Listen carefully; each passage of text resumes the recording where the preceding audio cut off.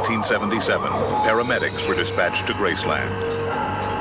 Elvis Presley's girlfriend, Ginger Alden, was there at the time, along with one of Elvis's closest friends, Joe Esposito.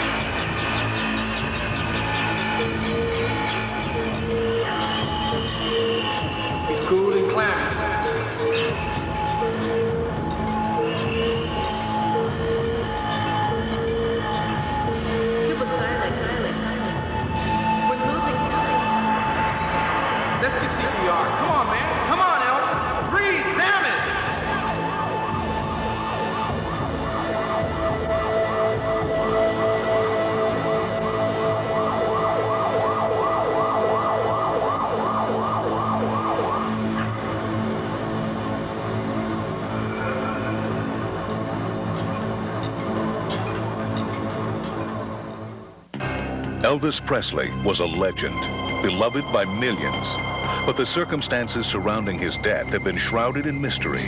For the first time, dramatic new evidence that proves that Elvis Presley was more than the king of rock and roll, much more. What secret business was Elvis Presley conducting with two different American presidents? Why was Elvis Presley's middle name misspelled on his own grave? Who was this man photographed at Elvis's house 4 months after Elvis allegedly passed away? I started traveling. Who was this mysterious phone caller, captured in a conversation recorded in 1981? Why is Elvis Presley's name found on over 1,400 pages of FBI documents? And why are some of these documents still classified? All this and much more.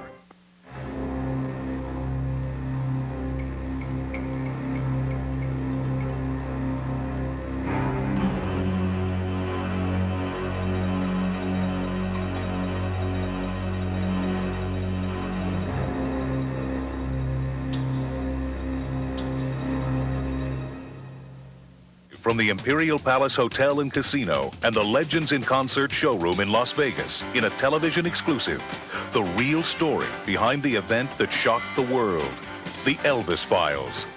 Maria Columbus is the president of the oldest Elvis fan club. 30, 40 minutes later, Vernon Presley called us. Monty Nicholson is an investigator for the Los Angeles Sheriff's Department. The body may very well not have been Elvis Presley. Gail Brewer Giorgio is the best-selling author of Is Elvis Alive? And the Elvis Files. The only place it's misspelled is at the plaque at Graceland, the final resting place. Paul Wiest is an internationally renowned handwriting expert. And handwriting notations were made on them, and Elvis Presley's own handwriting. Luc Dion is an author and political advisor to the Quebec government and a foreign consultant. But Elvis Presley was a federal agent, there's no doubt about that. All these men and women share one thing. They believe that Elvis Presley may still be alive. They will tell you why. And now, our host on the Elvis Files, Bill Bixby.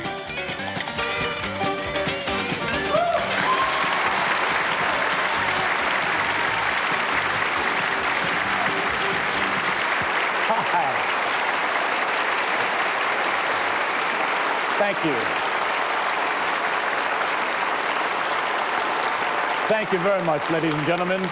Hello and welcome to the Elvis Files. Now, the stage was Elvis Presley's second home. He spent much of his life performing live to millions of his adoring fans. But we're here to look at another side of Elvis. F. Scott Fitzgerald once said, "The test of a first-rate intelligence is the ability to hold two opposing ideas in one's mind at the same time." Well, that's what we're asking you to do. Now, I'm sure if we took a hand vote, most of us believe that Elvis Presley passed away August 16th, 1977. Would you raise your hands? All right. Now, may we see hands for those who think that Elvis may be alive? Very interesting. Thank you. All right, I must say that I was inclined to go along with the first group. But we think that by the end of our program, you too will be able to hold two opposing ideas in your mind. First, that Elvis Presley passed away in 1977, and secondly, that he still may be alive. Some of the reasons why you might be able to do this are contained right in here. Inside these FBI files is dramatic evidence that there was more to Elvis Presley than meets the eye, much more. These documents prove that Elvis Presley may have had a life or death reason for disappearing from public view. And they also hold information that strongly suggests he was still alive at least 4 years after he was found dead. Now, during this show, we're not going to open any vaults. We're not going to dwell on the Elvis that the world knows so well, the singer, the musician, the actor, and the star. Instead, we're going to show you an Elvis that you never knew before, a man who may have risked everything for the good of his country. We've brought together a panel of experts who think there was a whole lot more to Elvis Presley than meets the eye, and they're going to share what they know with you. But first, we need to go back to that tragic day in August of 1977 when the world learned that Elvis Presley was gone. My father was listening to the radio in the back while he was working, and when he told us, we just stopped and cried. It was unbelievable. He's a guy that shouldn't be dead today. And the radio announced that he had died, and God, we both looked at each other and said, we couldn't believe it, you know. I do remember being, crying and being all upset because, you had that feeling about him like he was one of us. It was on the television, the news is how I heard about it. I just felt very sad. He's like one of the greatest musicians that ever lived. Every time I see Elvis or hear Elvis sing or see a movie, I get this real warm feeling. I remember him dying, and I hope his soul's in heaven. He was a very sensitive and very kind, compassionate human being. Elvis was the best, the greatest, and of course the king. It didn't take very long after the announcement that Elvis Presley had died for the crowds of mourners to gather. From all over the world, they came to pay their final respects to a man whom they felt had always respected them. Elvis had been placed in a casket, open for viewing at Graceland. No cameras were allowed by order of the Presley estate.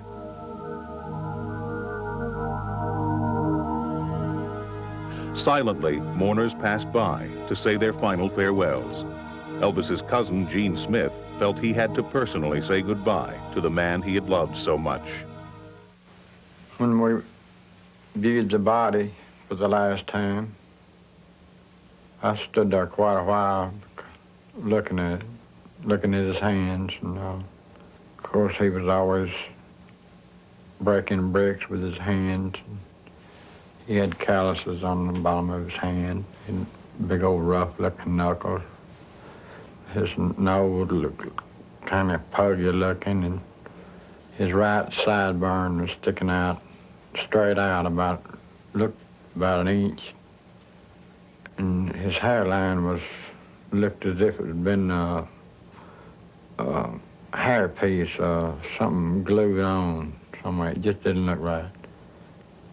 And his hands was just as smooth as a newborn's baby's behind, and it seemed like it was sweating on around his hairline. It could have been sweat, it could have been glue, I don't know. But I just didn't believe it was him. Gene was not the only person who noticed that something seemed odd. Maria Columbus, for 20 years now, the president of the Elvis Presley fan club, also experienced some things out of the ordinary. Now, when I spoke to Maria a few weeks back, she had this to say. Tell me what happened when you learned of Elvis's passing. We were very shocked. And the first thing we did was call Graceland. And we tried to get hold of Elvis's father, but he was obviously busy. And so we left a message to have him call us. And about 30, 40 minutes later, Vernon Presley called us. So we told him that we were going to be, flying out there within a couple of hours. And Vernon asked us not to come. But he told us that it was going to be too hectic and too emotional at that time and too busy. He wouldn't be able to really see us. And he said it would be better if we went the week after. Why do you think that Vernon asked you to wait a week before you came there? We thought that perhaps he felt we would have noticed things, you know, little details that weren't right, and we would have questioned them.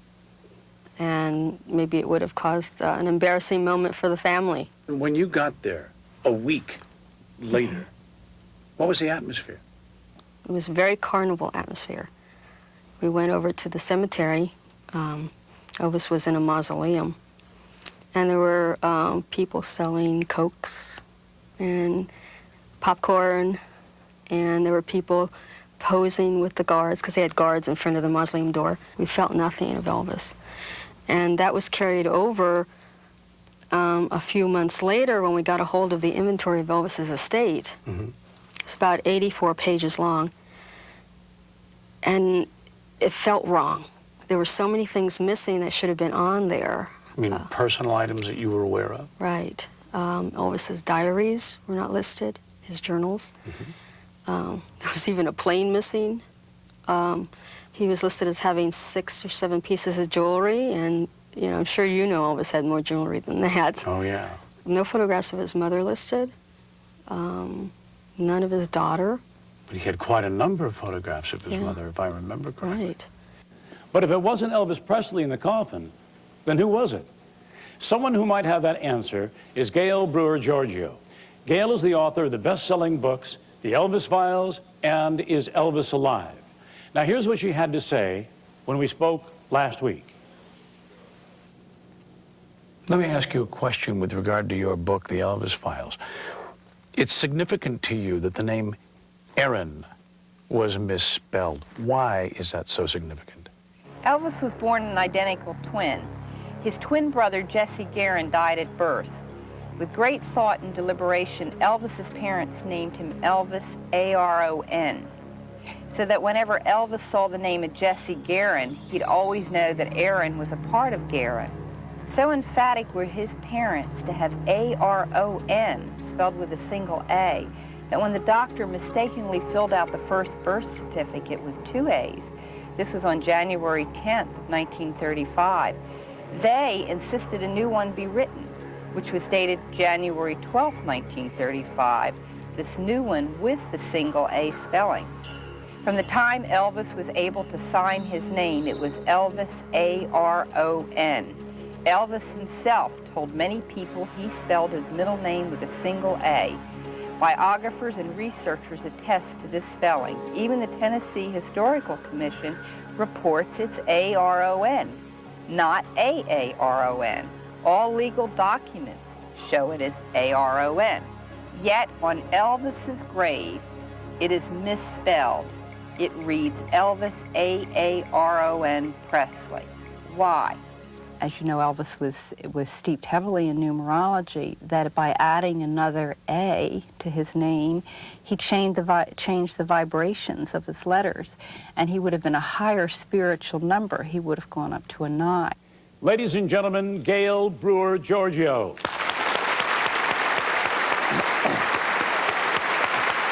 Welcome.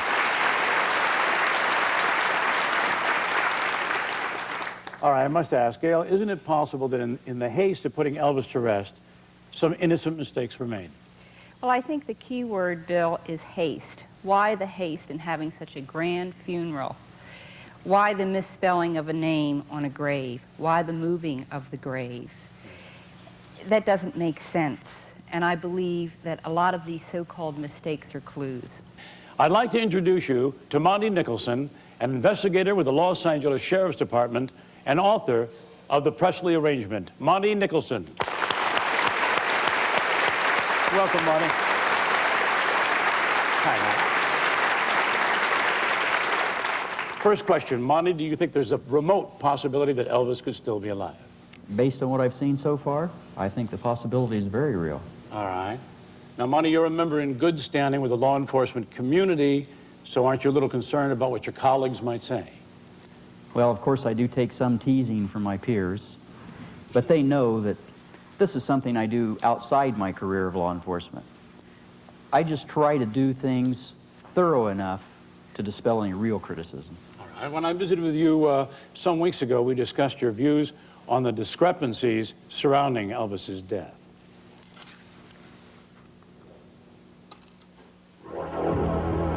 The story released to the public said Elvis died in his bathroom and was discovered by his girlfriend, Ginger Alden. Supposedly, the authorities were notified and resuscitation attempts were continued until Elvis's body was removed. Contrary to what one would expect, a house in disarray and emotional upheaval, speculation has it that not only were the bedroom and bathroom cleaned up, but Ginger Alden, prior to the arrival of the authorities, took the time to get dressed and gain her composure. If Elvis died in the morning, how is it possible that he could be getting on a helicopter later that day without being observed? Well, Bill, I'm not sure that he wasn't observed. Why are you not sure of that? In 1977, Monty was contacted by a man who claimed he worked for Elvis. He also claimed to have taken 2 photos of Elvis boarding a helicopter with government agents after the time of his alleged death. Upon seeing the photos, Monty became intrigued by the possibility that Elvis may have faked his death.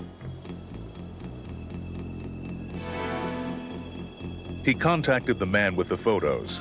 At first, he denied having them. Then he changed his mind, adding, "It will cost you to see them again." Monty arranged a meeting with him and went to the address he gave, only to find a vacant house. That man has since disappeared. Inspired by this incident, Monty decided to write the Presley arrangement, which tells the story of how Elvis may have faked his own death. The Presley arrangement was published and placed in a major bookstore chain. Strangely enough, soon after the book started to sell, it also started to disappear. Monty continued to research and write about the mystery concerning the death of Elvis. He was contacted by Gail Brewer Giorgio. During his first conversation, he learned that Gail's book, Orion, had also disappeared from the bookstore shelves. Gail and Monty exchanged information for several months. They concluded that their books may have been suppressed by the same people.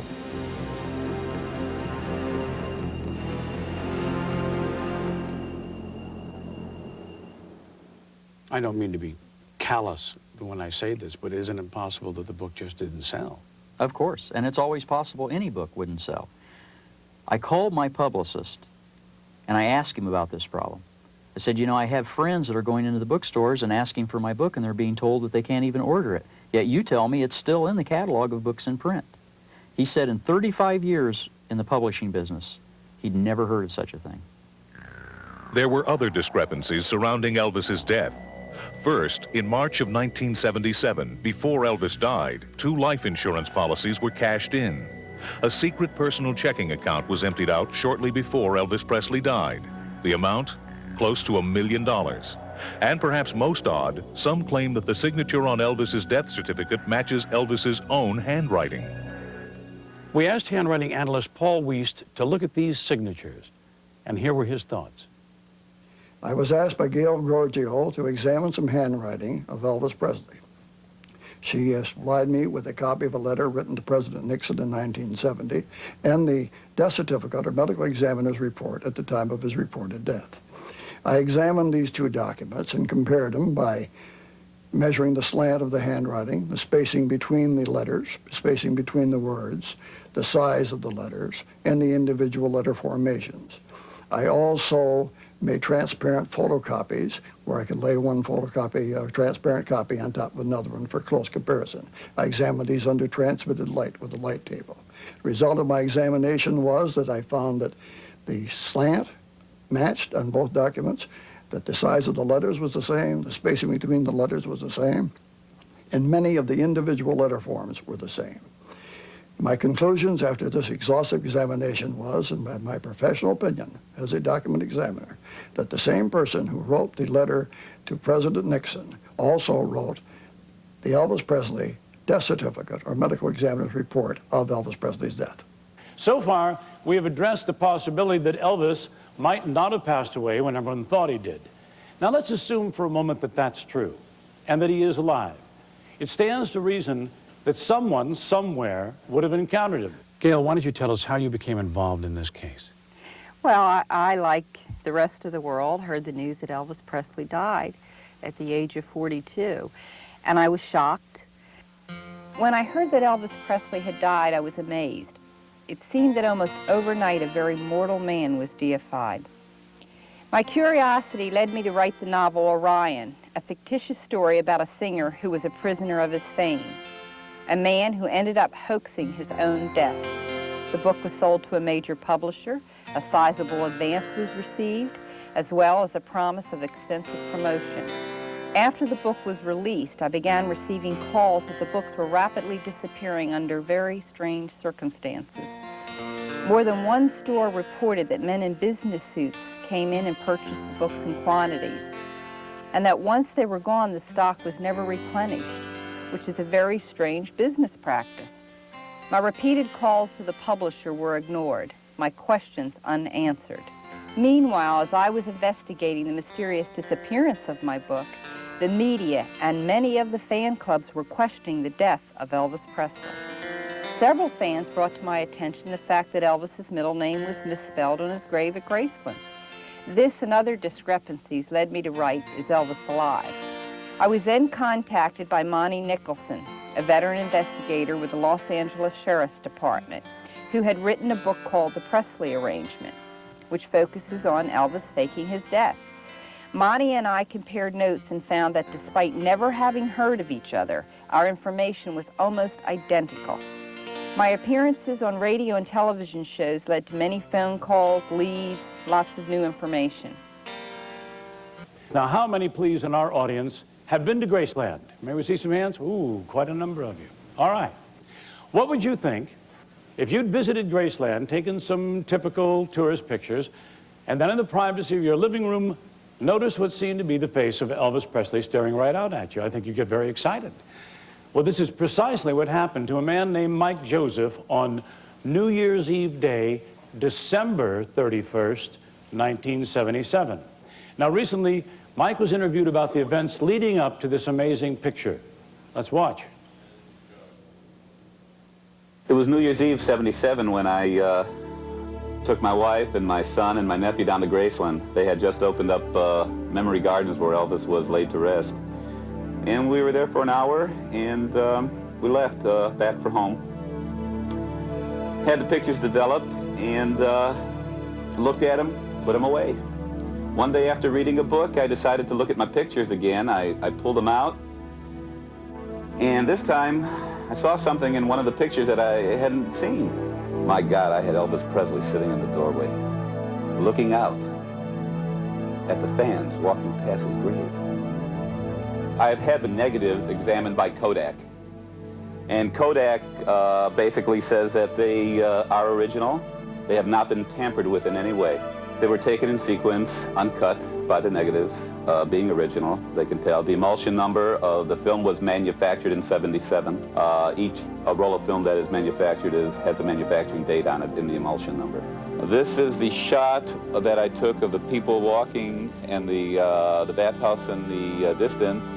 We zero in here, and this is the same shot with just the chair. No one sitting in the chair. So that shows it was not a picture of someone sitting in the chair. This is my son once again blocking the doorway, and of course the picture where I first spotted the silhouette in the doorway.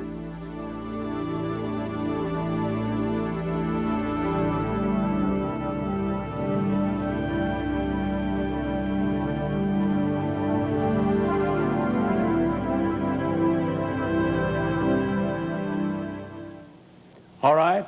How many of you think that Mike Joseph photographed Elvis Presley? May we see some hands? Well, perhaps the most convincing piece of evidence that suggests that Elvis may still be alive is the mystery audio tape. Now, let's take a brief listen before we continue. Well, at the time, I had a beard and I lost a few pounds. And I thought it would be very, very hard for anyone to recognize me. All right, this tape was released to the general public in Gail Giorgio's book, Is Elvis Alive? Now, at the time, the origin of the tape was unknown. But since the publication of that book, new information has been uncovered. Ladies and gentlemen, I'm pleased to introduce Maria Columbus, the president of the oldest Elvis Presley fan club. Hi,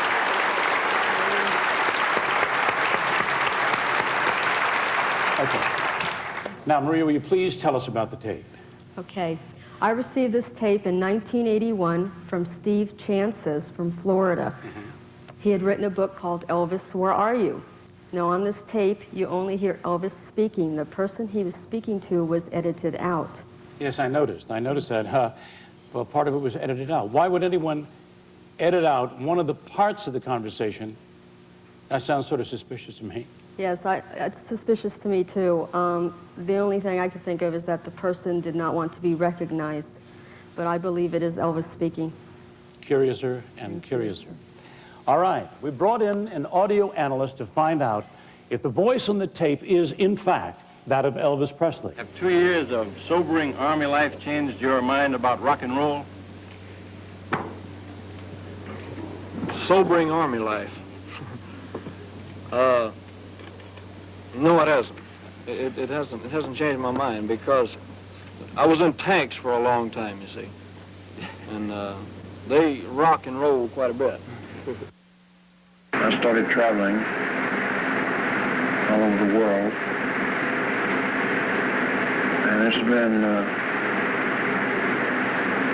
been enjoyable, but it's been a constant battle of growing beards and this and that to keep from being recognized.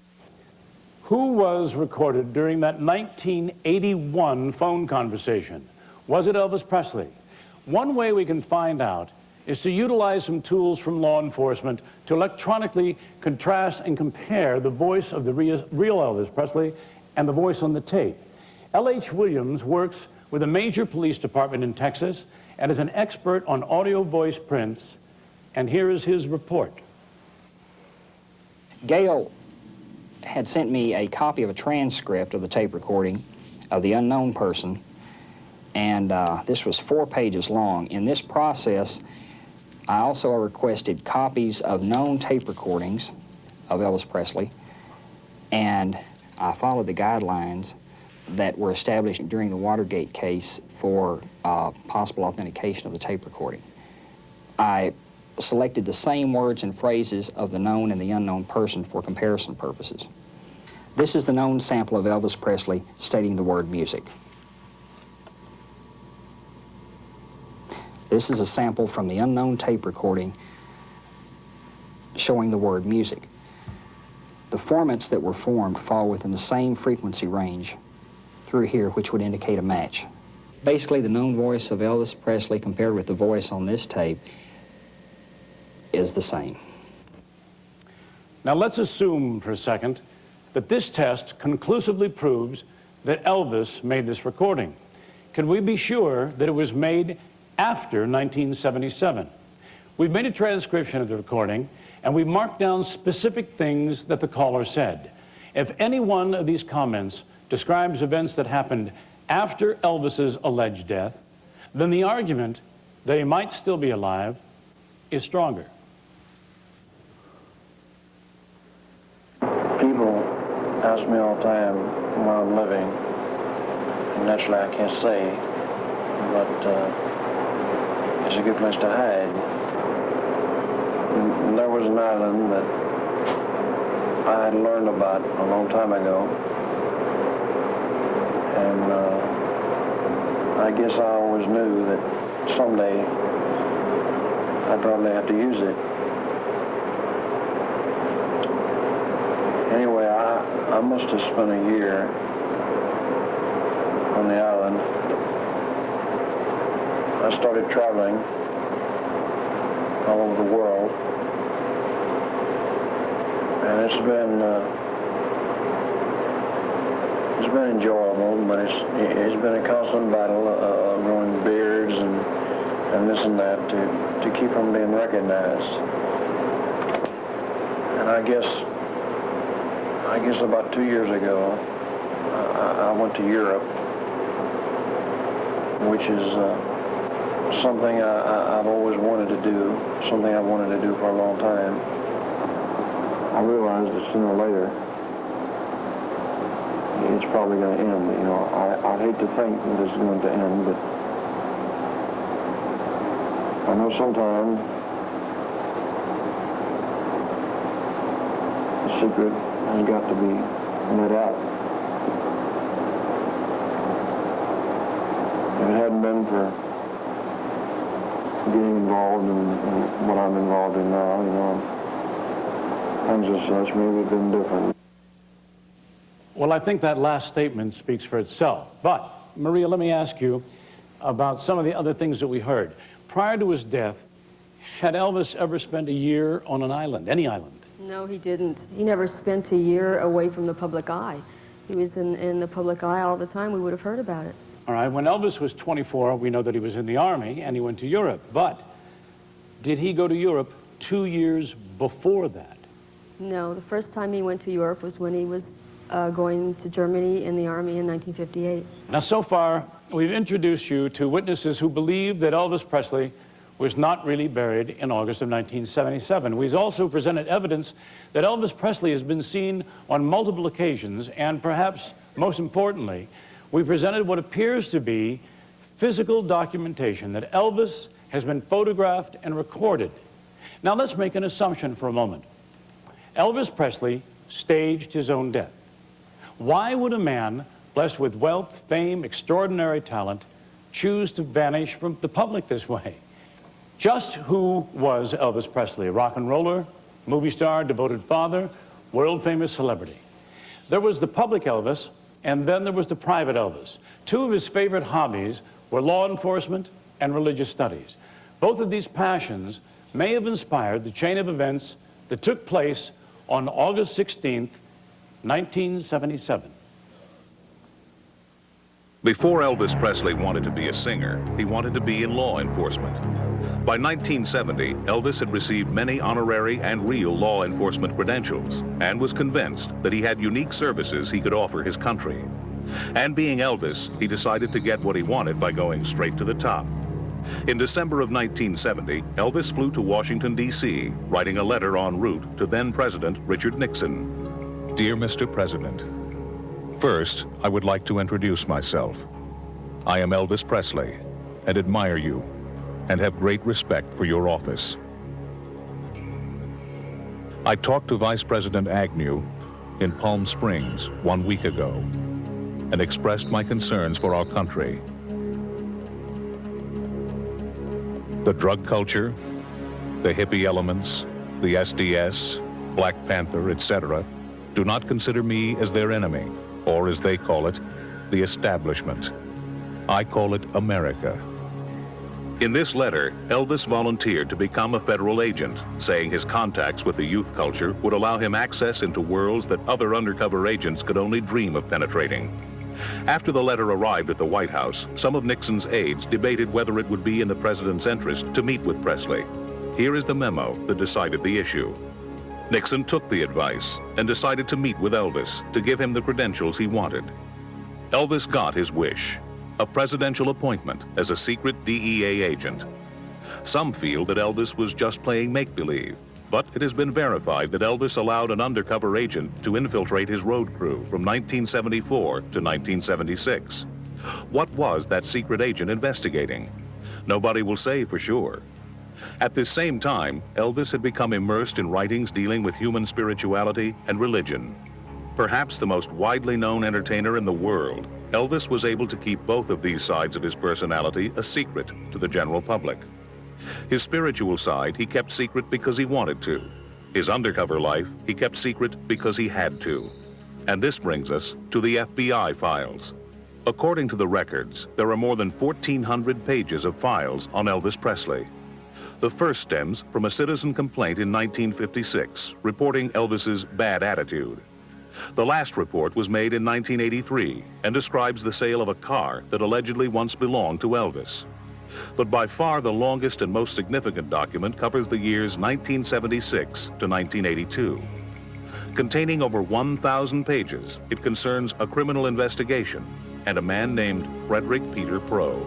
In order to make sense of these documents, we've invited one more distinguished guest to join us. His name is Luc Dion. He's from Quebec, and Luc formerly worked for the Quebec government, but for the last year, he's dedicated much of his spare time to uncovering the working of Operation Fountain Pen. Now, trying to condense 1,400 pages of FBI files is a daunting task, but Luke has managed to prepare a short-form version for us. Welcome, Luke.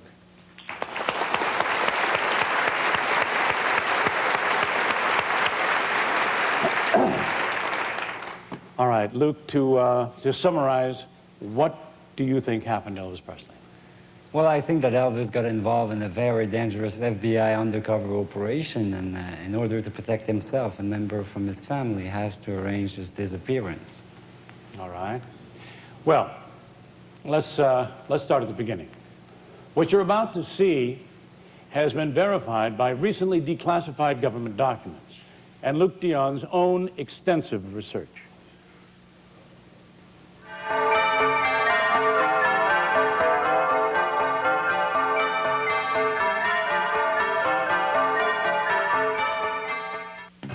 Our story begins in May of 1976, when Elvis wanted to sell one of his airplanes. Besides the famous Lisa Marie, Elvis owned 3 smaller jets: a Lockheed Jetstar, a Jet Commander, and a Dassault Falcon. In early 1976, Elvis told his father, who handled all of his personal finances, that he wanted to sell the Jetstar. Vernon was loyal to his son, but was apparently not a very good businessman. Vernon was introduced to a man named Frederick Peter Pro in May of 1976. Pro talked Vernon into getting involved with a very complicated leasing arrangement with his company. The Jetstar wasn't airworthy, and Pro also said he would facilitate repairs. But Frederick Peter Pro was, in reality, a con man, a member of a criminal group called the Fraternity, a group with direct ties to organized crime. It has been estimated that the Fraternity managed to con at least $2 billion from people all over the world. And by the spring of 1977, according to an attorney familiar with the case, the Presley estate had lost more than $1 million. Well, aside from Elvis being a victim of the Fraternity, how does the Presley case relate to Operation Fountain Pen? At the time that Presley was defrauded by those con men, the Federal Bureau of Investigation were involved in a highly confidential undercover operation called Operation Fountain Pen regarding the illegal activities of a group of con men called the Fraternity that comprised approximately 30 to 40 of the world's top con men. What's the importance of the Presley case in Operation Fountain Pen? Well, the Presley case was the catalyst case for the FBI to stop temporarily the illegal activity of at least 2 members of the Fraternity. What do you mean temporarily? Well, as I mentioned earlier, the Fraternity was an organization that comprised 30 to 40 of the world's top con men. Now, the Presley case involved only 2 members of the Fraternity. Now, this organization was still going around, you know, everywhere around the world, defrauding people after the Presley case was done. But temporarily, they succeeded in stopping the Fraternity. The following is a chronology of the documented evidence that some believe have resulted in the staged disappearance of Elvis Presley. On March 4th, 1977, Elvis took his last leisure trip with his friends. According to several people, Elvis behaved unusually, almost as if he was saying goodbye. June 29th, 1977, Elvis gave his last concert in Indianapolis. July 26th, the FBI signaled that the investigation into Frederick Peter Pro finally had enough evidence to go to the grand jury. Early August, Elvis desperately tried to reach President Carter to discuss some urgent personal business. August 15th, United States Attorney Michael Cody advised the FBI that his office was ready to go before the grand jury with the Operation Fountain Pen case. August 16th, Elvis Presley is reported dead at Graceland. October 18th, 4 alleged members of the Fraternity, including Frederick Peter Pro, were arrested in connection with the Presley fraud case. Could this investigation have led Elvis Presley to fake his own death? Do you think it was dangerous enough to justify a sudden disappearance?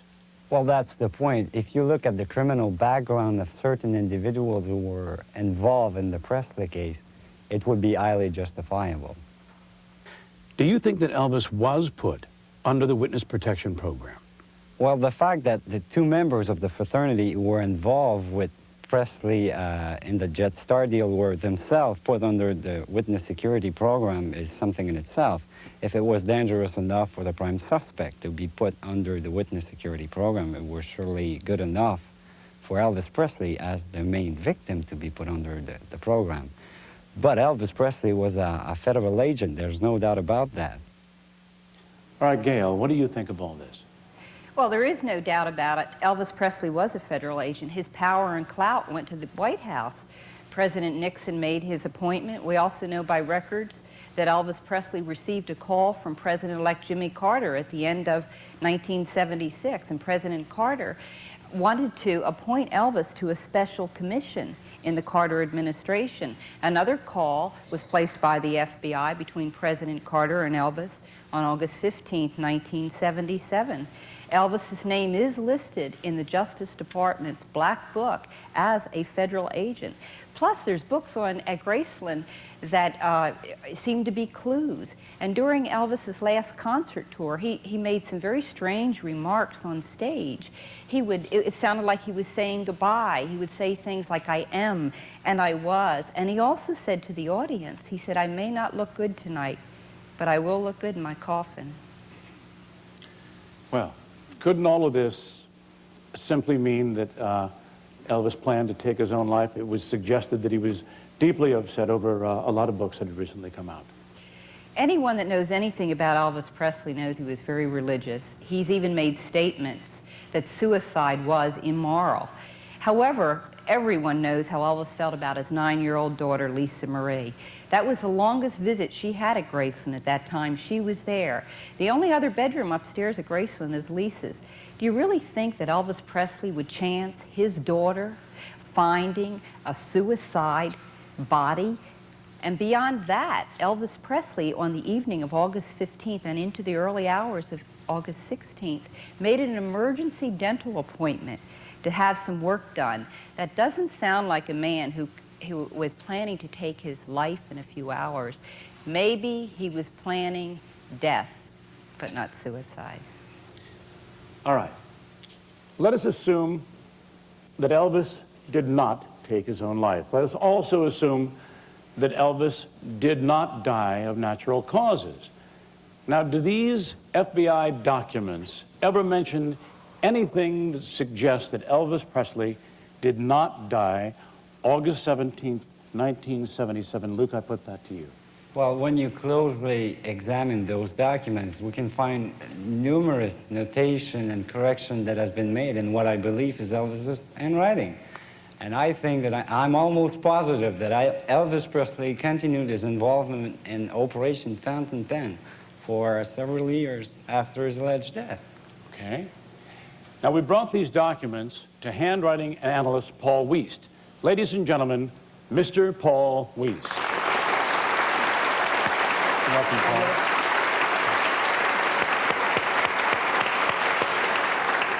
Okay, Paul, you have seen these documents. What is your conclusion? Yes, I certainly have, Bill. This first one, I don't know if they can see it or not, but we have Frederick N. Prohl, et al. Elvis A. Presley, deceased victim. This little circle down here and this cross indicates they should delete this, and here's what was written above to change it and correct it. N-A-M, short for name, they left off the E, Frederick Peter Prohl. This handwriting was compared with known handwriting of Elvis Presley, and it matches very, very closely. All right, what about the one that says to Memphis?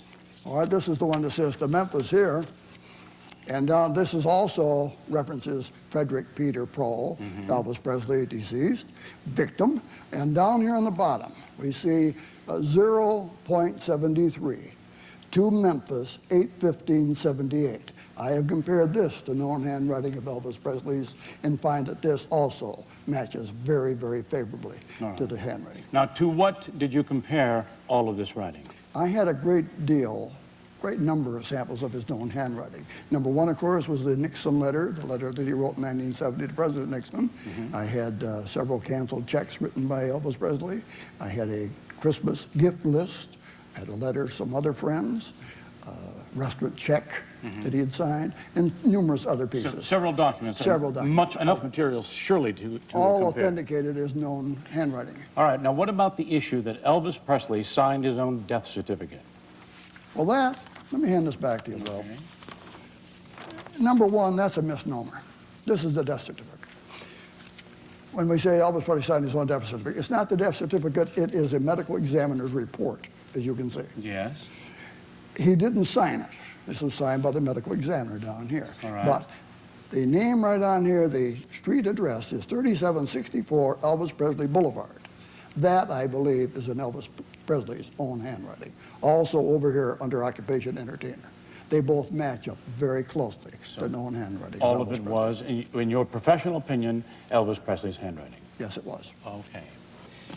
Now, Paul's findings were corroborated by handwriting analyst Sheila Lowe. Now, Ms. Lowe is qualified by the California Supreme Court as an expert witness in document examination. We asked Ms. Lowe to compare 10 pages of questionable handwriting notations made in the estate of Elvis Presley inventory dated December 19th, 1977, with a known verified sample of Elvis Presley's handwriting. Each document was viewed with transmitted light on a light table and examined under a microscope. Under penalty of perjury, Ms. Lowe issued the following opinion, and I quote, "After careful examination of the documents, it is the opinion of the undersigned that the handwriting on all documents was executed by the same writer." Okay, Monty, you have seen all the evidence so far. In your professional opinion, do you think that Elvis may have written on his own FBI files? Well, we only speculate that Elvis may be a member or involved somehow in a government protection program of some type. But we know he was a DEA agent, and most probably he was involved in working on his own investigation. At this point, I think that we should summarize what we've learned so far. It has been suggested that on August 16, 1977, in order to protect himself and his family from a criminal organization called the Fraternity, Elvis Presley arranged things to look as if he had died. He accomplished this with the help of the Department of Justice by somehow planting either a wax dummy or another body at Graceland. He also secured the cooperation of local officials in covering up both the autopsy results and the trail that might have led to finding out the truth. Then, deliberately misspelling his middle name, Elvis arranged for his coffin to be placed one space over from where he really planned to be interred. Elvis was relocated by the Witness Protection Program to a secret location and has maintained a low profile ever since. He has continued to be in contact with his family and closest friends and has made at least 2 phone calls that have been recorded. He has been seen and photographed several times and has made at least 1 trip to Europe. According to the people who believe this theory, he may soon return to his public. How many of you now think there's a chance that Elvis Presley might still be alive? Would you raise your hands, please? That's an amazing percentage change. Now, I've been asked many times, Bill, isn't this show exploiting Elvis's death? Yes, was my feeling. In fact, when I was first asked to host this program, I said no for exactly that reason. But then a body of evidence was presented to me that made the circumstances of August 16th, 1977 debatable. The more I considered what was in front of me, the more I felt that this was an opportunity to present to the world information which had never been brought to light. Now, the next question asked of me, if you're his friend and he is alive, aren't you jeopardizing that same life? Well, anybody interested in using the information presented in this program, information which has been available for at least 4 years, would have done so a long time ago. So if Elvis is alive, he's obviously well protected. Now, certain evidence seen here even suggests that Elvis himself may be reaching out. If anything can be said of this program, hopefully, is that we have left his life with dignity. And I thank you.